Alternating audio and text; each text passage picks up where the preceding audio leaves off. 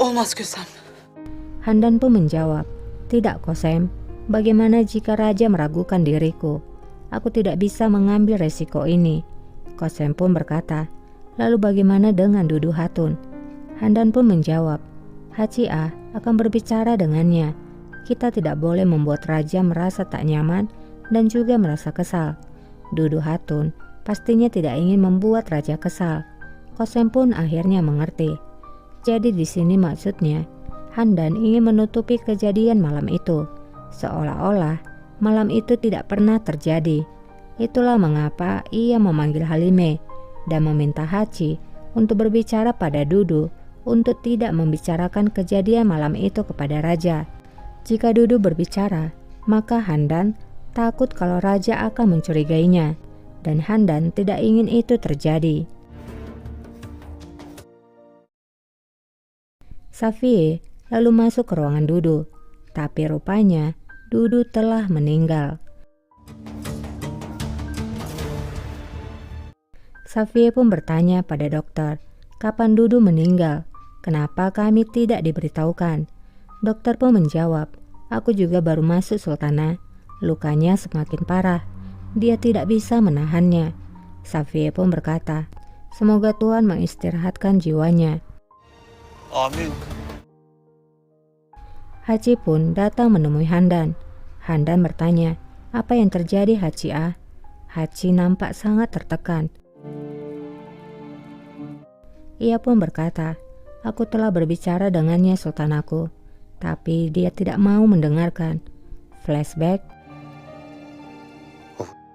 Haci berkata pada Dudu, "Kamu tidak memberiku pilihan, Dudu Hatun. Maafkan diriku." Affet beni.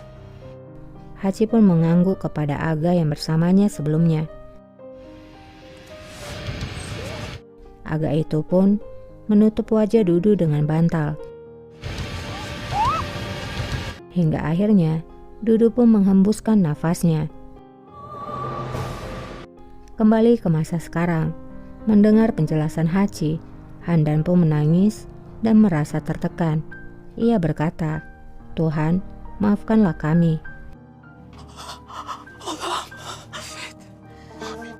Haci berkata, "Apakah kita punya pilihan lain, Sultanaku? Jika ini terdengar, maka akan menjadi bencana untuk kita semua." Handan pun berkata, "Diamlah Haci, diam. Sus! Zaten sen... Kita berada dalam situasi ini karena kebodohanmu. Jika kamu menghabisi pangeran malam itu, maka ini tidak akan terjadi." Haci pun menjawab, "Mungkin ini adalah cara yang terbaik, Sultanaku.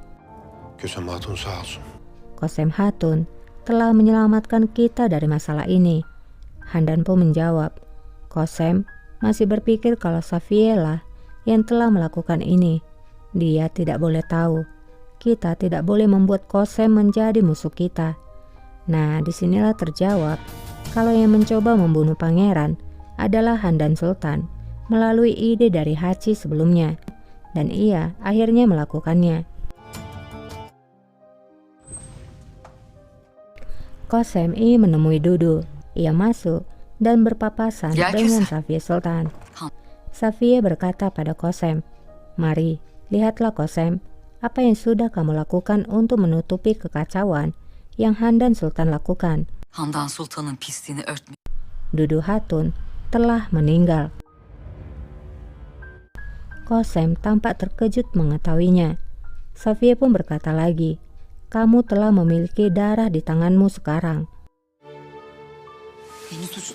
Kosem pun menjawab, "Kamu menyalahkanku, tapi kamulah yang mencoba untuk membunuh pangeran. Itu bukanlah kecelakaan, karena aku berada di sana malam itu. Salah satu dari orangmu telah menyuruhku untuk menjaga pangeran." Safie pun berkata, "Jika yang kamu maksud adalah Janet, kami telah mengirimnya untuk mengatakan itu padamu, karena kami tahu Handan akan melakukan kesalahan, dan kami ingin agar kamu menghentikannya. Kemudian kami juga mengirimkan Dudu Hatun padamu." Siapa itu Handan? Apakah kami akan membunuh pangeran kami hanya untuk membalas dendam kepada Handan? Setelah mengatakan itu, Safie pun pergi dari sana. Bulbul lagi-lagi menasihati Kosem. Kamu telah memilih pihak yang salah, Kosem. Kamu telah membuat kesalahan. Mereka telah menipumu. Mereka telah menggunakanmu. Kullandılar seni. Kosem pun menjadi bingung tentang siapa yang benar. Handan lalu berpapasan dengan Kosem. Handan berkata, Dudu Hatun, mereka mengatakan dia telah meninggal. Aku ingin melihatnya. Onu görmeye gidiyorum. Kosem pun berkata, Dudu Hatun tidak bersalah. Mengapa kamu melakukan hal ini? Handan pun terkejut mendengar ucapan Kosem yang menuduhnya. Handan langsung berkata, apa yang kamu bicarakan? Kosem pun menjawab, kamu tahu sangat baik apa yang sedang aku bicarakan. Kamu telah berbohong padaku. Kamu mengatakan kalau kamu tidak melakukan apapun dengan hal ini, dan mengatakan kalau itu adalah permainan dari Safiye Sultan. Handan pun berkata, Safiye Sultan tampaknya telah mempengaruhimu. Aklını karıştırmış senin. Hiç değilse. Kosem pun berkata, jangan membantahnya lagi sultanaku. Beraninya kamu membunuh pangeran, padahal raja sendiri menyelamatkan nyawa pangeran. Canını bağışlamışken siz nasıl Akhirnya, Handan pun jujur dan berkata, aku harus melakukannya, Kosem. Kalau tidak, Safiye Sultan akan menobatkan pangeran. Kosem pun berkata, itu adalah kebohongan. Safiye telah menjebakmu. Dia ingin kamu membuat kesalahan dan kamu melakukannya. Handan pun menjawab, aku memang melakukannya dan aku akan melakukannya lagi. Kamu tahu kenapa? Karena aku tidak akan mengambil resiko yang mengancam nyawa putraku. Dan apa yang dilakukan oleh Halime sudah sangat jelas. Seakan itu belum cukup, tentara juga mengancam kami. Jika kami tidak mengeluarkan para aga dari penjara, maka kami harus mengambil pangeran. Sen bilmezsin Kösem. Kamu tidak tahu, Kosem. Kamu tidak mengerti. Kami telah melalui hal ini sebelumnya. Sepanjang hidupku, aku sangat takut kehilangan putraku. Suyla geçti. Kosem pun berkata, apakah Pangeran Mustafa juga bukan putra dari seseorang? Bukankah hidupnya juga penting? Jika kamu membunuhnya, bukankah ibunya juga akan merasa gundah? Handan pun menjawab, peraturan bukan ditulis olehku, Kosem. Di sana ada harga untuk menjadi seorang sultana, yaitu selalu melindungi putranya. Suatu hari kamu juga akan mengerti. Kamu akan mengerti ketika kamu memiliki seorang putra. Kosem pun menjawab, aku bersumpah padamu, Sultanah, selama aku masih hidup, maka tidak ada anak-anak yang bersalah yang akan mati. Handan pun bertanya, lalu apa yang akan kamu lakukan, Kosem?